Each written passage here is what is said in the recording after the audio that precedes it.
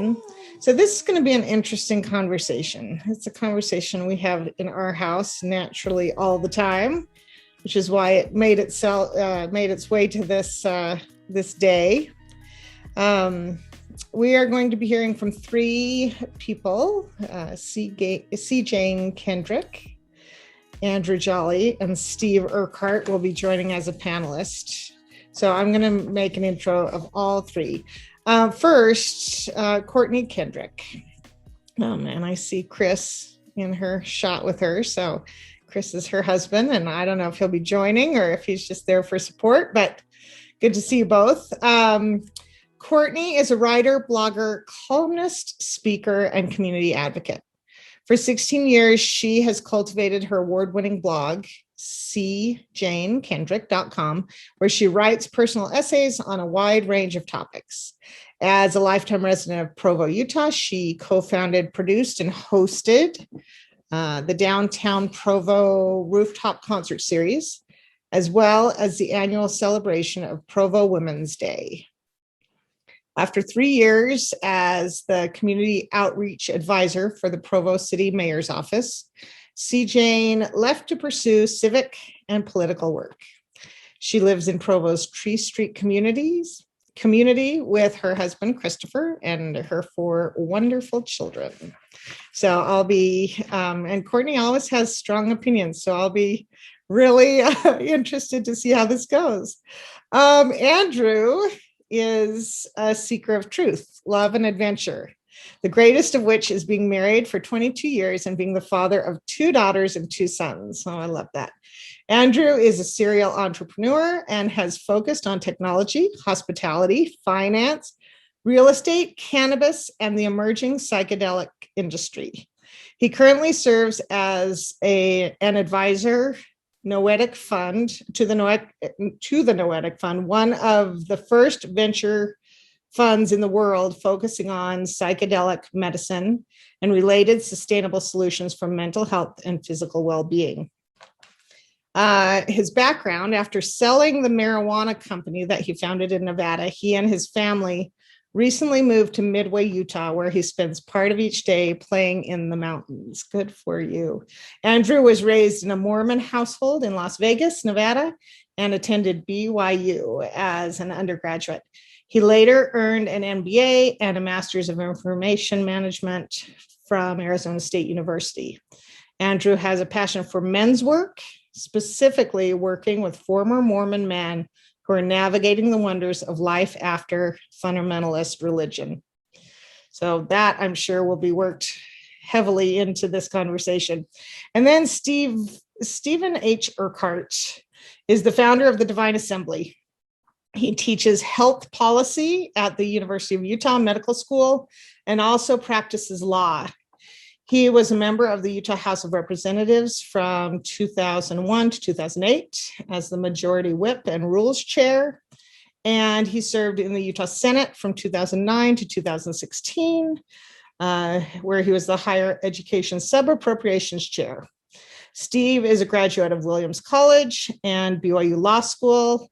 He is the director for equality.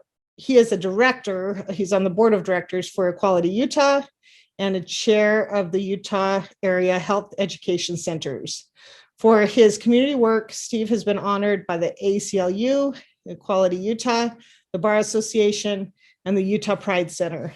And he left off that he's been married to me for 30 years, and we have 4 children, all adult children, and Steve is pretty amazing. So I think he's going to take my screen. No, I'm just going to skip that. Oh, okay. Right. We're figuring out logistics. So I'm going to turn the time over to all of you. So Courtney, I think you're leading out. So I'm going to have you take it and we'll go from there. Thanks all. Well, hello, everyone. This has been an incredible conference so far. And I should just probably mention that my husband's on screen with me. Hi, Chris. I guess the most important thing we can say about Christopher right now is that he is the voiceover that you're hearing in between the slides that you're hearing in between sessions, that's going to be his claim to fame the rest of his life. We don't need another Dallin Oaks. You may have heard me. But I wanted Christopher here because I think we've done a lot of this work together. This was a last minute decision, by the way, but we've done a lot of this work together. Also, he used technical support. So welcome to you, Christopher. Thank you. I'll send you my bio later, Sarah. You can read it. One thing that I love about this panel is that I get to talk to two of my favorite men outside of my husband, but also two men that have been very important to me on my mushroom journey and my journey with psychedelics. The first time I ever tried psychedelics was with Steve and Sarah in their apartment in Salt Lake. And it was a light dose. I was really, really scared and I didn't know what to expect. So Steve went really light with me. And then only about probably a week later, I did a big dose with Andrew and went into the cosmos. So this is really exciting for me to talk to both of you about these issues. One thing that I really loved about what Kate and Jake did was talk about their connection to Mormonism and leaving Mormonism and how that segued into psychedelics. So could we start with that? Steve, let's start with you. Do you mind sharing that story? Yeah, and so it's how I left the church and found psychedelics. Is that it? Okay. You know, in a 5 minute, 10 minute time. Sure. It's a great story. Should I just take the whole hour? I mean, you could do that too. No, so, lately I've been on Mormons on Mushrooms and Doug Fabrizio, KUER, and Glenn Ostland's Infants on Thrones. So I've told the story a lot, so I won't belabor it too much, but I'll just say that I was struggling. Should we say that? And so Sarah was struggling. We both had left the faith and had some, personal issues each. And then, we had my general fuckery, infidelity and dealing with all of that. And so we were very wounded and, we were just looking for some way to move forward. And we had some friends who were doing ayahuasca and they had received a lot of help from that. And we just talked about it and it sounded awesome, like it might do something. And this was early 2017. So right after I got out of the Senate.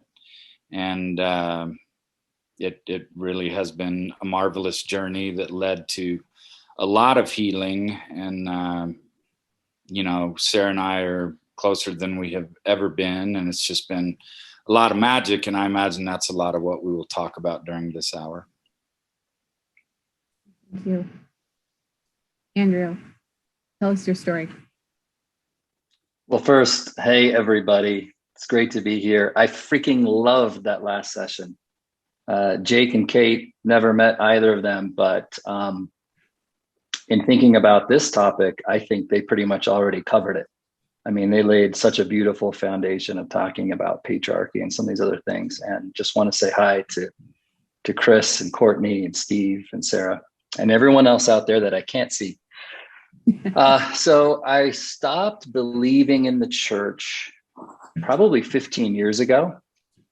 Always been a very, very curious person, may come as no surprise to you, Courtney. And I wanted to try psychedelics years and years and years ago, but there was a part of me that still had that pleasing good boy Mormon mentality where I didn't feel sovereign. I didn't feel like I could make those kinds of decisions for myself without blowing everything else in my life up, including my marriage. And so years later, when my wife decided to leave the church, it was like open season. It was like she already knew where I stood. I was actually in the marijuana industry at the time she left the church. So there was no secret there how I felt about controlled substances and that kind of thing. But we embarked on this beautiful path of healing together.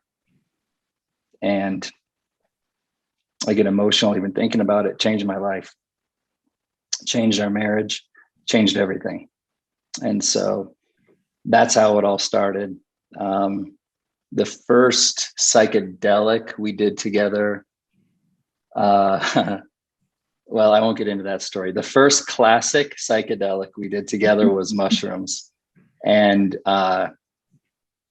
we went big. We jumped right into the deep end, and with a very large dose, with very supportive, beautiful friends, and had a harrowing but beautiful experience that then led into a 10-day ayahuasca retreat in Peru a few years ago, and other things. But I will say, just from the outset, most of my personal experience has been with intentional use of psychedelics and related things.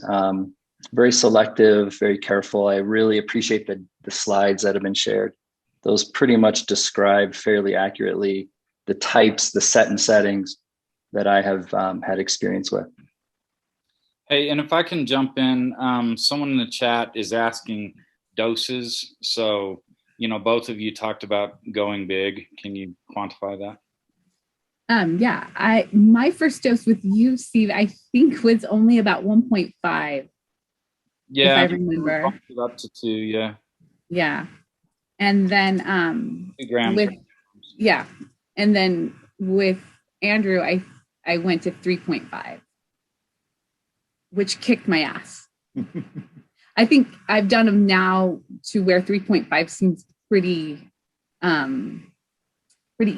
easy to navigate. Do you want to share about your dosage? Yeah, I think the first experience I ever had was very light visuals, like someone told a story and I found myself in the story. But I think that was maybe around 2 grams. But I think the same experience that she was talking about with Andrew, I think that was 4 grams, and that was substantial. And I'm looking forward to that and more. What about you, Andrew? So I actually took a couple of small doses of mushrooms on my own. But when it came to my experience with my wife, we did 3.5 grams of a very strong strain. It felt like the hero's dose.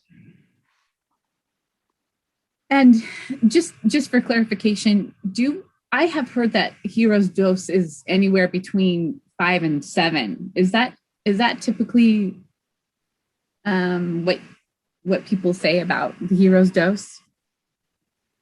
Yeah, and I think it's it's any dose that dissolves the ego to where you kind of forget who you are and where you really shut down the default mode network. And so, yeah, Andrew said 3.5. It depends the strain you have. There's some where 3.5 is just amazing. And so, cubensis is a very common strain, and somewhere between 5 and 7. And so I'll add that, I've done 8 grams with a friend, and that was a lot. That was great.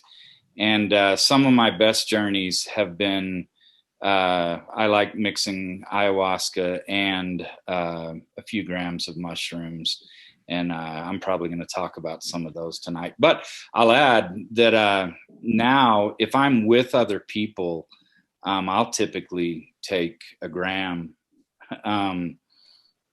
maybe 2, sometimes even 0.5 gram. And just the energy, the vibration off other people, I really pick that up. And so some of the deepest experiences I've had have just been little baby doses. If you're in the right set and the right setting, which Chris talked about in the decks, that can be plenty. That can be wonderful.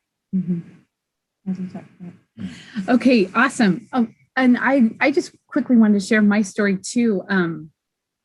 I really left the church over these issues: toxic masculinity, patriarchy, and female issues, women issues. By the time we had our third daughter, I could no longer take my kids to church knowing that they were going to have an equitable, empowering experience. And so by the time I had my third child, which was in 2000, we had our,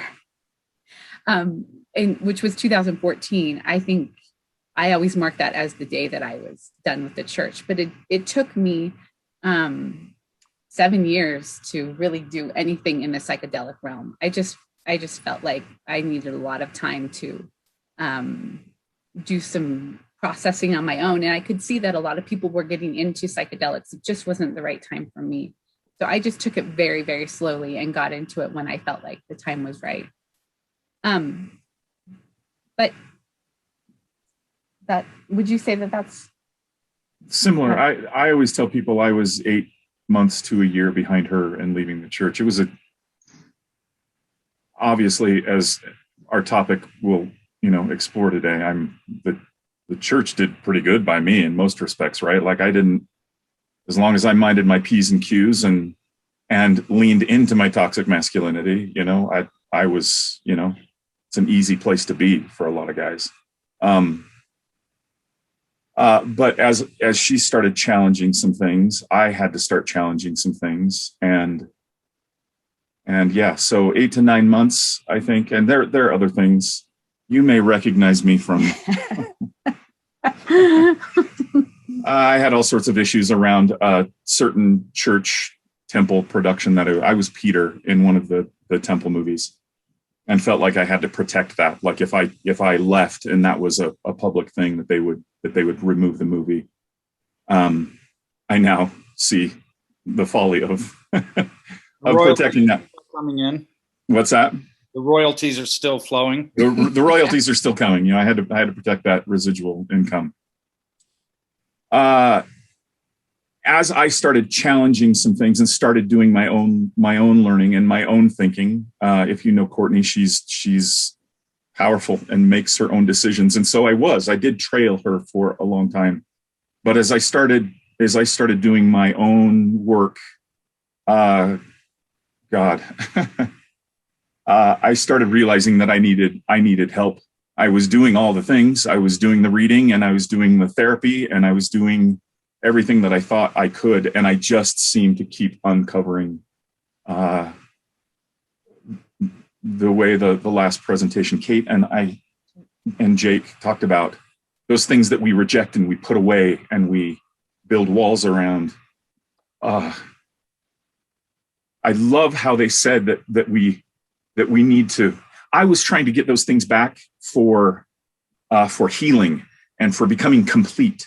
And I love how they said that we need to welcome those things back with love, because it's who we are. It's who we've always been.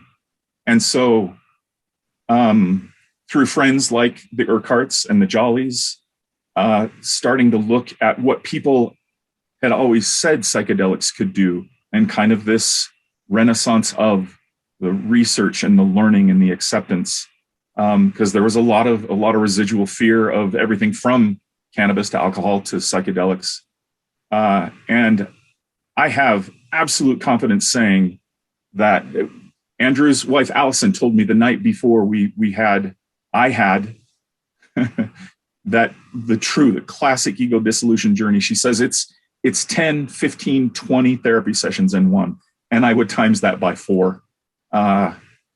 It showed me who I was and who I could be, with no prejudice, with no filters, with no conditioning, with full, complete love and acceptance of who I was, who I am, and started to help me build, like Andrew said earlier, that sovereignty and the belief that I am, and I'm enough, and I'm so. As a guest, look at me take the time. Yes, so they've been absolutely instrumental in getting me to a place to cracking my mind open and bypassing the conditioning and the conscious churn that I've got going on, and showing me where I can be. in particular, the last few experiences I've had just this last weekend with ayahuasca, with someone that Vance and I both know. Vance being Andrew's brother. Oh, well, okay. I'm gonna read before we get too far into this subject. I'm gonna just read what toxic masculinity is. In the social sciences, toxic masculinity refers to a traditional cultural masculine norms that can be harmful to men, women, and society overall. It does not condemn men or male attributes, but rather emphasizes the harmful effects of conformity to certain traditional masculine ideal behaviors, such as dominance, self-reliance, and competition. I like to think of toxic masculinity as the disease that patriarchy produces. So if patriarchy is like a virus, then the disease is toxic masculinity. That makes sense. And I want to also, as a segue into us talking about how we've been able to deconstruct toxic masculinity. This is just a personal note, but the last time I was on a panel talking about Mormonism, something really kind of shitty happened to me. Before the panel, I had met one of my fellow panelists and I had never met him before, but he's a well-known man in Utah and I was looking forward to meeting him. But immediately he started to talk down to me and asked if I would pretend like I was his call girl. And this all was extremely shocking and confusing and disorienting to me, which is what happens when women are a part of or victims of toxic masculinity. But he told me that he had some weed gummies and that maybe it would help me calm down. And because I trusted this man, because he came across as a trusted source, I took the gummies. And then when we were on the panel, what felt to me like as I was talking, he interrupted me and let the whole audience know that he had given me a gummy and that I was high. And that was something that was not consensual. I didn't want people to know that I was high. I wasn't. I didn't really even feel high. But all of a sudden, the audience, is laughing, and it's all of a sudden I'm, the butt of the joke, and so it took me a while after I got home and was kind of deconstructing what happened with friends. One friend explained to me, Courtney, what happened to you was toxic masculinity. It was like an assault on you. And you have a choice. Do you want to stand up for yourself, or do you want this to just go away and you can deal with it privately? And I chose to make it public. But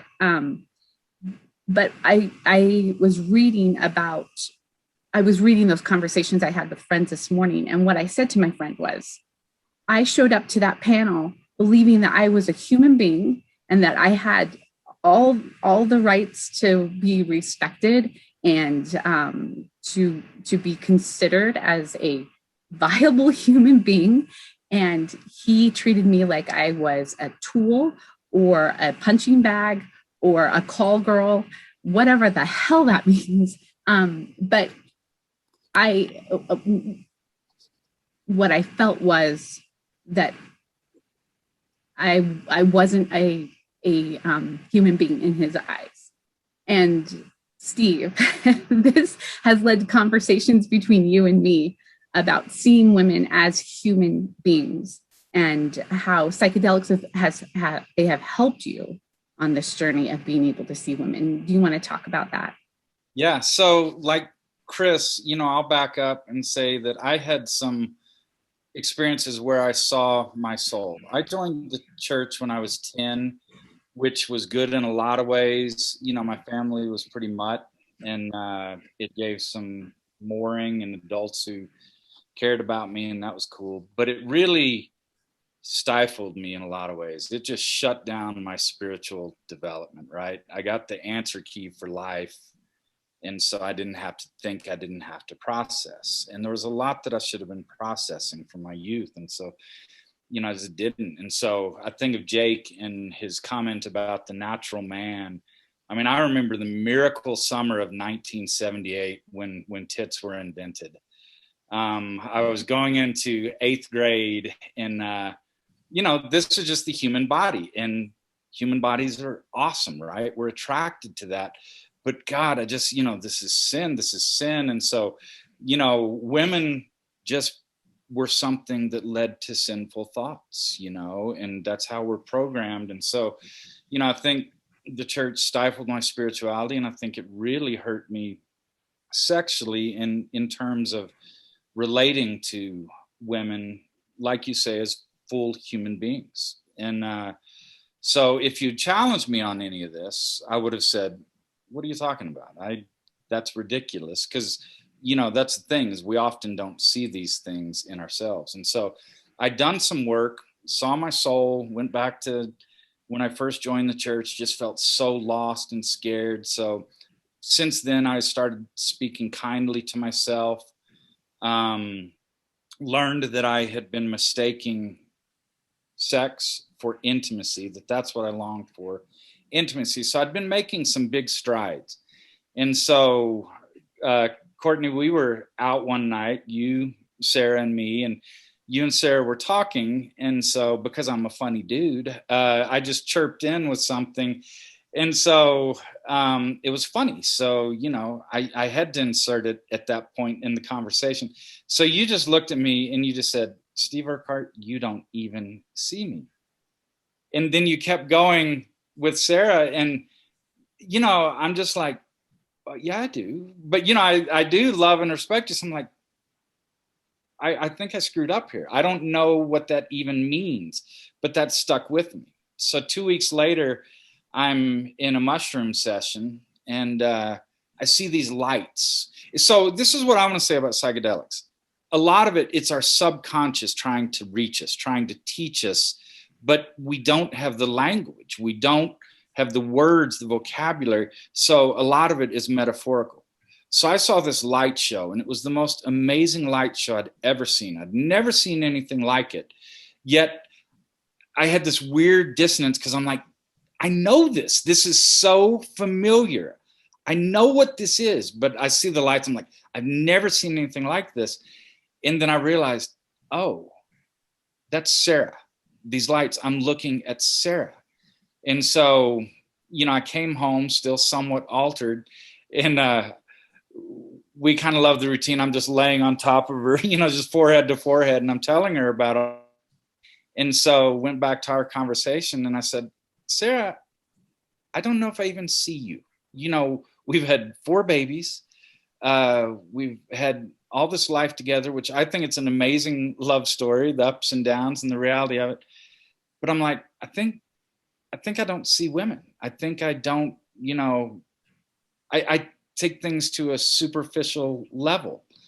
And so that conversation, it led me to really dig deeper and deeper in this. And a lot of what I like to do, it's the integration after the medicine, where I realized, damn, I am misogynist. I am sexist. And so just working through that, then, more conversations with you, with other, women who have value in my life. And, it's still something. I think I'm much better, but I don't know if when you hit the end, if you can tell for yourself. And I'll tell you. Yeah. Okay. I'll tell you. So it's a good journey. And, thank you, and thanks psychedelics, and thank the integration. I feel like a better person, and I can show up. I can be present for another half of the planet. Yeah. Your story makes me think about how when you grow up in this patriarchal system where men are given all the power, women are stripped of their power and their voice, and are nothing but bodies, right? We become nothing but bodies. We become nothing but boobs, or whatever it is, or the lack of our boobs, or whatever. And it makes us concentrate on those as well as women. And so we develop all sorts of body image issues, eating issues, that are with us for our whole lives. And again, that's why another reason we struggled being able to stay in the church, especially for our daughters, knowing that we were giving them another system where they were going to be stripped of their power. So Andrew, I want to come to you. You and I have had some really amazing experiences with psychedelics. Some good, some for me have been learning experiences, I guess you would say. But we have seen men use psychedelics to become better and to heal from toxic masculinity that they were taught in the church. We've also seen men use psychedelics to manipulate women. So will you talk a little bit about how you've experienced your work with psychedelics and your work with Mormon men, past, I guess, former Mormon men? Yeah. I mean, what comes up for me in that question is, any kind of otherness in any form. Toxic masculinity is this idea that men feed something unconsciously within themselves without understanding the implications and the impact to others. Men are not evil. Men are not inherently evil. Women are not evil or inherently evil. We all have both good and evil. Even using those words is actually hard for me within us. And so I'll try to connect this thread a little bit. For me, I really don't think we can love other until we love ourselves, or to the extent that we love ourselves, we develop and cultivate the ability to love other, to see other, to feel other. And by other, I mean other people, all forms of life, the planet itself. And so for me, getting to a deeper place of empathy and understanding regarding patriarchy and any other broken social structure has all stemmed from me learning to love myself and understand myself. And when used intentionally, in the right set and setting, I think psychedelics can play a part. It's not a magic pill. It involves a lot of work. There's a lot of work that goes into that, in my opinion. But the disassociation from one's ego, in my opinion, is a huge tool to understand why we are the way we are, the programming that we've received as humans, the brainwashing, these external forces that created and shaped us before we were even conscious, right? Psychedelics can help slow down the default mode network, disassociate from our egos, and hopefully glimpse and the true nature of ourselves and reestablish a connection with the loving, heart-centered beings that we are. And when we do that, I think we can start to understand all of the ways we have harmed others, all of the ways our society harms other, all of the ways our church harms other and suppresses other. And so for me, all of these issues kind of have flowed together in a sense of understanding how these systems and structures have manifested in my life, how I have played a part in perpetuating them, and what I can do to take ownership of my life and to take responsibility for the relationships in my life to a larger extent. And I kind of view that as a practice rather than a destination. Definitely. I think another thing that you have taught me in our work with psychedelics is embodiment. There was a time where I was talking to you after we had taken the day after we had taken psychedelics together, and I think I was complaining about men in my life and the struggles that I had had, and you just stopped me and I said, as a Mormon woman, the message that I got was first and foremost, always please men.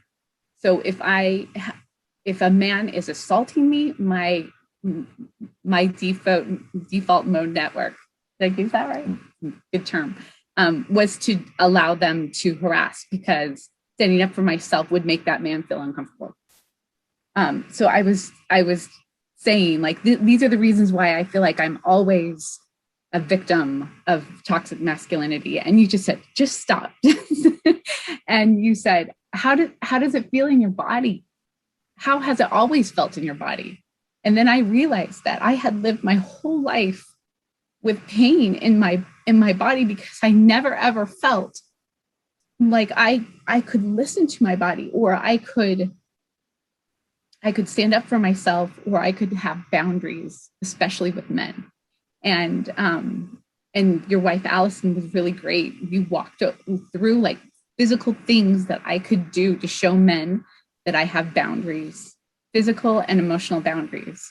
So will you talk a little bit about how that embodiment work also has helped you and men feel that release from toxic masculinity?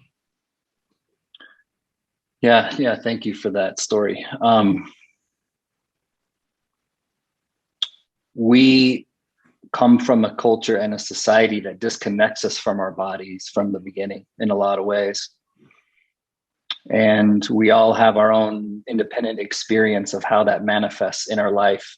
But for me, I felt very disconnected from my body, and I still feel surprised as a 47-year-old dude how these things keep manifesting. But I've noticed that in doing men's work for 10 years, especially like almost full time the last 3, most men are pretty disconnected from their bodies, and Mormon men especially, right? And Jake said it best in the last session, that scripture about the natural man being an enemy to God is so divisive and so 180 degrees wrong. We are God, all of us, every human being. And to say that we are an enemy to God is saying that we are an enemy to ourselves. And so what we do is we learn to shut down our body, disassociate, and learn to please other constructs, people, institutions. And so there's a lot of different modalities. There's a lot of different ways to reestablish connection with one's body.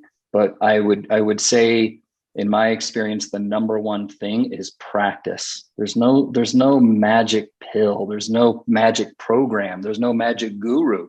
But there are a lot of great gurus. There are a lot of great programs, and there are a lot of great practices. And so for me, I've done everything from all different forms of yoga to a lot of different breathing practices and techniques, and worked with a number of different teachers to try to find out what works best for me. And I have a daily practice that I do every day, and that has been a game changer for me, of feeling my body, practicing and breathing, and doing lots of different things, which I'm happy to get more into, but I think that covers it. I'm just thinking about the time right before we did mushrooms together for the first time. We ran out into some cold water together, Andrew, and we practiced a baptism, like a new baptism. It was just sort of on the spot. It didn't have much, like institutional meaning. We were just friends doing that. But I have found that cold water now is something that I can use to be embodied. Steve, how about 100%. Yeah.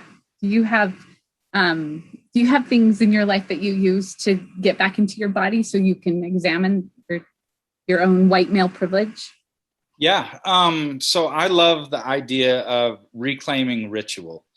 So I didn't know about your baptism thing, but I love that. I think that can be an important part of what we do. You don't need any bullshit power of the priesthood or whatever. I have a friend who, part of his thing since getting into psychedelics is he loves to ask people, can I give you a blessing? And it's just the sweetest thing, where he just talks about how wonderful they are, and, the things they'd like to accomplish, and how here's why he thinks they can do that. And it's really sweet. So yeah, what I do to, ground myself and remind myself, because this is the integration, bringing the lessons we're learning into life, is I try not to perseverate on my thoughts, but I do at the end of the day, kind of go over what were my interactions? Who did I interact with? How did I interact? What was I thinking about? Was I fully present? And so that's, I think, my big fault in life is that I haven't been present. And so by not being present, or not being used to present, and so wanting to hide, wanting to run away from even the great things in my life, that's where a lot of my bad things happened, is just trying to run away from myself. And so, I have a lot of exercises that just bring me back to where I'm checking in and making sure that I'm here, I'm in this moment. It's really great because that reminds me of something that we've experienced in our marriage, which is that when, I hope you're okay with me sharing this, but when things get tough, Christopher has this man cave. It's a sub-basement man cave. When things get tough above surface, like when the kids are getting crazy or whatever, Christopher will just disappear. He doesn't do it anymore, but he used to just disappear. And I'd be like, 3 kids are screaming and one is, starting a fire or whatever. And I'd say, where's your father? Like, how am I handling this all by myself? And it really is, like, parenting is such a traumatic experience, right? I mean, if you don't know how to get present in your own body, you're just constantly spilling yourself out. Yeah. And I used to scream, like, go find dad. And Christopher was always like, down in the basement, like, checking out. Right. But I think if I may say so, it has felt to me like, as you have been able to come back into your body, like Andrew was talking about, you have been able to be present for our kids and for me. And you've been able to see me and our kids, not as needy things that need your attention or need your priesthood, but what they need is you and your presence. Would you say that's absolutely, that's true? Absolutely. Well, go ahead, Chris. We heal our relationships with ourselves. We heal our relationships with everyone around us. Right? It's true. And when I say be present, it does involve some meditation. And I really love Indian music, sitar music, as you. Yes, we know. We know. That's sure crazy, but that, kind of helps focus me. So I do some of that. But really what it is to be present is I go through the checklist. Did I wash the dishes? Did I wash the clothes? Did I play games with Lucy? Am I actually living my life? Or am I still trying to run away from my life? Yes. Well said. Really well said. I keep seeing that we're having questions and comments. Steve, do you want to read some of those, or? I think people, just commentary. People are loving you, of course, and what you're saying. Parenting is a traumatic experience. That was a hit. I don't think we have any questions so far. Oh, okay. We'll keep going. This one in the Q&A, it says, can anyone talk about how plant medicine has changed your ideas about taking care of the earth as a result of the unwanted? That's a really great question. It's a really great question. Andrew, did you hear that? Do you want to answer that one? I'll answer it for myself, and that is, I am the earth. The earth is me. We are one. Spirituality to me was something that I ran from like the plague when I stopped believing in the church years ago. But it's something that I have come back to full circle in the right way for me. And the way I define spirituality now is harmony or oneness. And when I feel in resonance with the people or the plants or the things or the energies around me, I feel connection. I feel whole. I feel love. And that to me is the deepest form or expression of spirituality. And so I think, connecting with the earth, honoring the earth, understanding that I am the earth, and how I treat the earth as a reflection of how I treat myself is so important, and something that has infinite possibility. After all, it's the source of everything that we have, everything that we see, touch, taste, smell. And this industrial complex that we come from that creates this otherness, separateness from the earth as something to be used and discarded is harmful, and it's embedded in me. It lives within me, and I have to be cognizant of that. Yeah, that's beautiful. Steve, how about you? Yeah. So psychedelics give me a profound sense of connectedness. I'm connected to myself, which I never have been. I'm more connected to others. And then I'm connected to the universe, which does include, the world and how I walk through the world, the space I take up. So yeah, this very much is a part of it. You look at so much of Mormonism and broader Christianity, civilization is good and wilderness is bad. I mean, you see this in so much of our literature, right? That wilderness is this evil. That's where the devil exists. And so we do kind of have this pounded into us. Whereas, you take this question, which I think is a great question. It's a great question. If you had asked me this, 10 years ago as a Mormon, I'd go, oh God, give me a break. Toxic masculinity. Or, I just didn't see any of it. And now it makes me look back at a lot of my legal career and I'm going, dang, I wish I had had these realizations earlier. I would have walked through life differently. We can't do that, but I sure try to walk through life differently now, and just with more respect, where it's part of my realization with Sarah. And so I integrate every experience with Sarah. I download all of it. And, we have fun doing that. And it's just led to a lot of difficult, but a lot of fun conversations also. And so that's been a huge help. But, part of this is just opening up to her and, together deciding how we can do better in life. Yeah, it strikes me as that question strikes me as a question about responsibility. And I'm talking to you three men as men who have historically been policy makers, change makers, men who have voices, and men who have been leaders, not only church leaders, but also leaders in politics or leaders in business. So I'm interested in asking all three of you what you feel like your responsibilities are now, because you were raised in this culture where your responsibilities were very capitalistic. I would say it was make money and give it as much as you can to the church, right?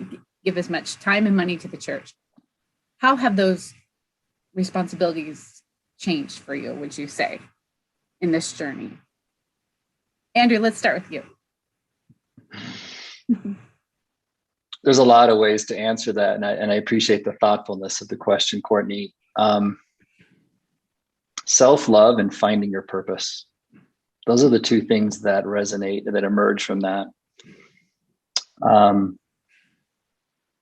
Loving ourselves, as I talked about earlier, is a lifelong quest, but something that we're, as a group, I'm kind of drawing some generalizations here, we don't do very well.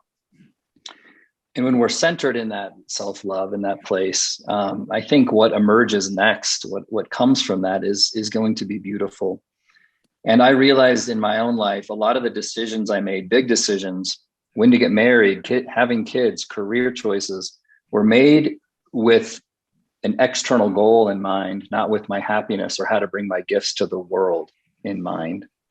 And so for me, I feel like I can acknowledge the gifts that I have as a human, and how those not only improve my life, but the world around me. And there's nothing more magnetic and beautiful and amazing than a human being who's living their purpose. And that in and of itself will help heal a lot of the byproducts of of patriarchy, of racism, of misogyny, of all the other broken parts of our societies. Loving yourself and then moving from that place into your purpose and bringing your unique gifts to the world in a heartfelt way, I think is what kind of comes to mind for me. Okay, Andrew, as a follow-up question, I'm very interested in the pain in the journey. There's a lot of pain, right? You've talked a little bit about how once you start to get back in your body, you can see the pain that you've caused or that has been caused to you.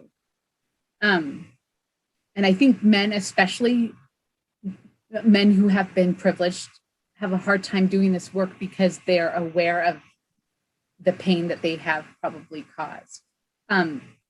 What do you say to that when men, you can see that men are in that space of pain?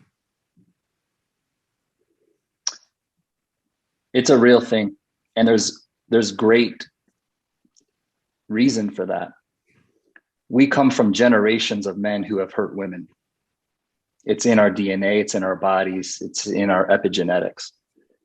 It's pervasive, and especially in our culture. And as a man who comes from 5 and 6 generations of Mormon ancestors, I feel the heaviness of that. And I also feel my individual contributions to patriarchy, to oppression, to hate, and to consumption, and to coercion, and to competition, and all these other things that don't serve us and are not aligned with our hearts.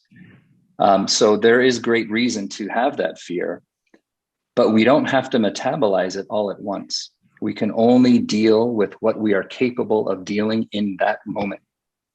And so it should not be an excuse not to go there and not to feel those feelings, not to learn, not to open your heart to the ideas of how we've hurt others and how to reconcile that. And a big part of that is just the fear of feeling those feelings, of feeling the pain of causing harm to another individual, or a pain of severing a relationship that maybe cannot be healed.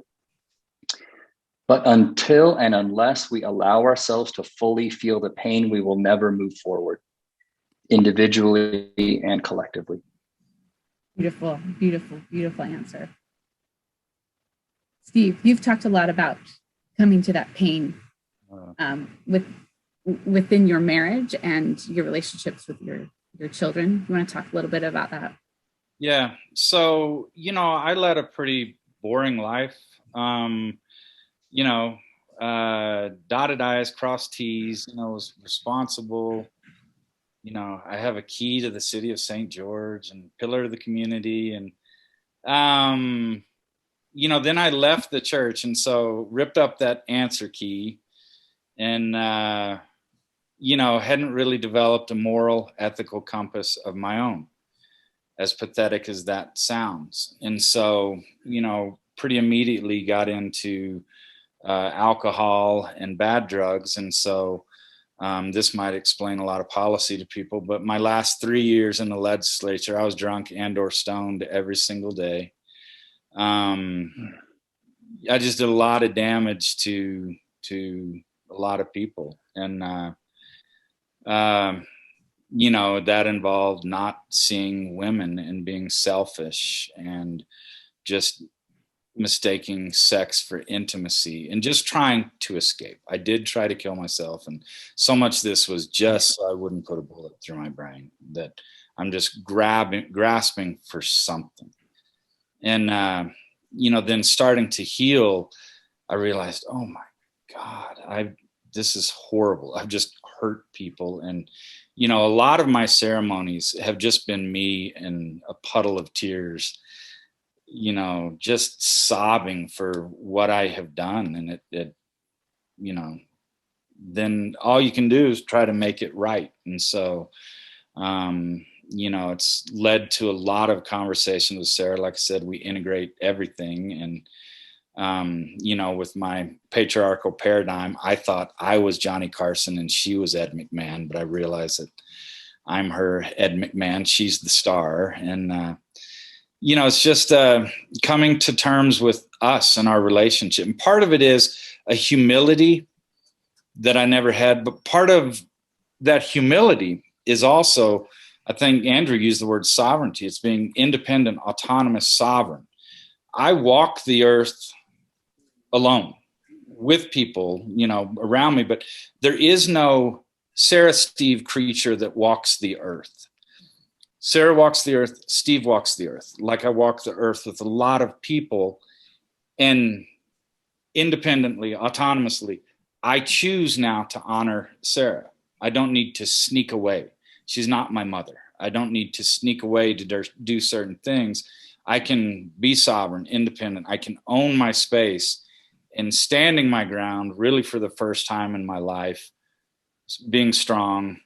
I can be kind. I can be good. And I can do things to honor her that might not be my first choice, but maybe I just shouldn't get my first choice every time. When, you gain that kind of mindset, then yeah, my first choice, the greatest privilege I have is to honor Sarah and build our relationship, two independent, autonomous, sovereign beings who've chosen to come together and stay together.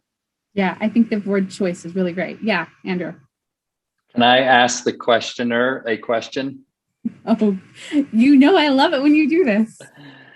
I am just curious, that same question you asked Steve and I something came up for me that I wanted to ask you regarding this pain. It's there. We all feel it.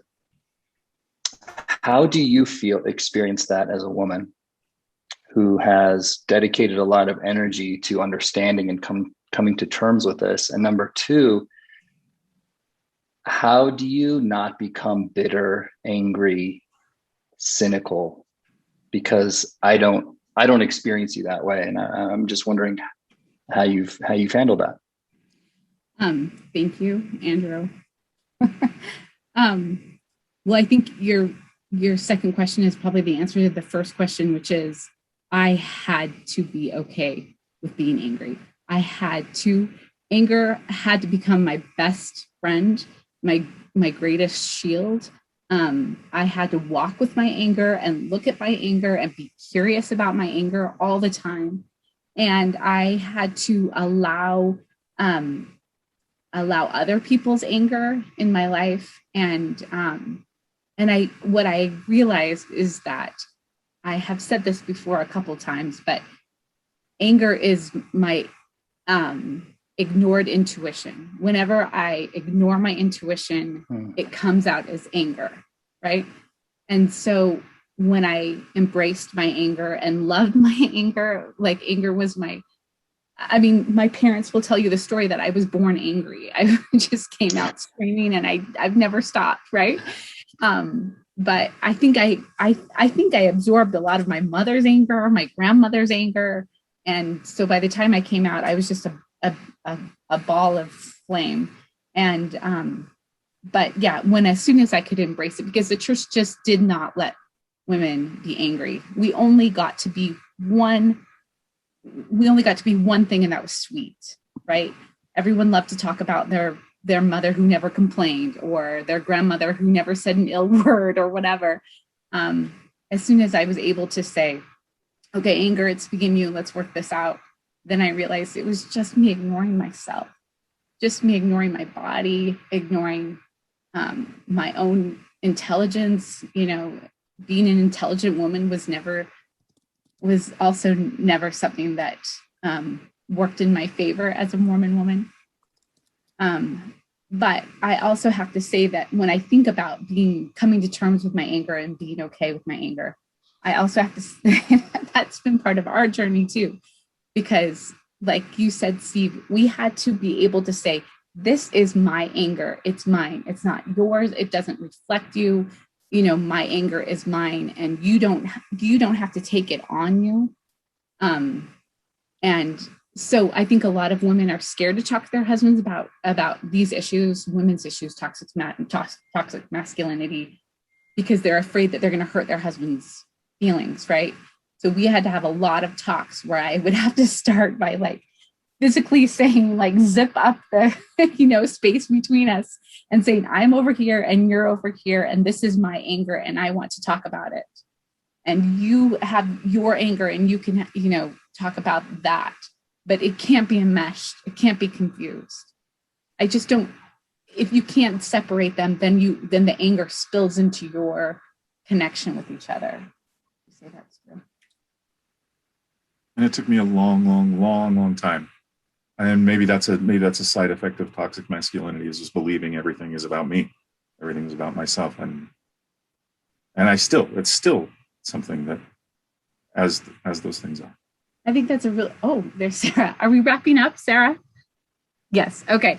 I was hoping that we could wrap up with Steve telling us the story about going to 7-Eleven with a friend and running into a spokesman. So I was up in Heber. This is when I did 8 grams. So this is someone who, she's lived a life and is doing great, but, lived a hard life. And so I brought up amount of mushrooms, divided them, and, that was 7 grams. It was 3.5 each. She had a bigger pile, divided them up. And so we took them, and then she said, I need cigarettes. I'm like, fine, go get some.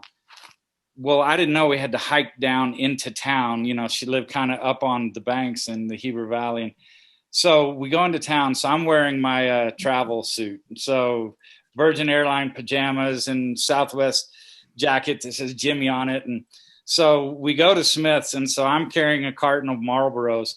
And so I meet the church's main lawyer. And so he looked at me and carrying a pack of Marlboro. And I mean, my eyes, by this point, I was so deep in it. And so looked at my friend, who clearly was not Sister Urquhart, and, tattoos everywhere. So he didn't even say a word to me. I'm just like, hey. And so he says, Beverly, this is Senator Urquhart. He used to be one of the most powerful men in the state. So I'm sure I'm the object lesson of his Sunday school classes from here to eternity, but we could not stop laughing. We just started laughing all the way home. I just think that illustrates your journey from leaving that pedestal and being one of the most respected men in the state of Utah, and the toxic masculinity surrounding that, the privilege, right? And just showing up and being like, here I am. Yeah. And the thing is, I think what we're all talking about is just becoming free, right?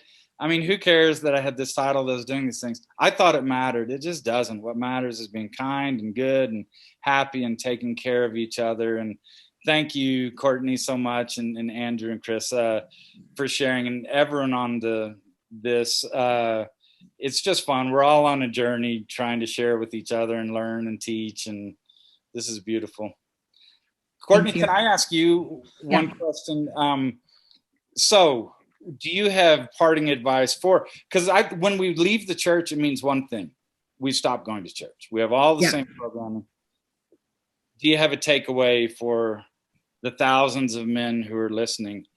How do we start this work? Well, I think Andrew really nailed it. You've got to start loving yourself. And we've seen it in our marriage. The more Christopher does his own work, it's like the slides were saying when you're doing ayahuasca, stay on your own mat, right? Stay on your mat, get grounded. When you do that work, then you're helping the women become more and more free around you to be able to show up as their true selves and human beings. A novel idea. Okay. Thank you.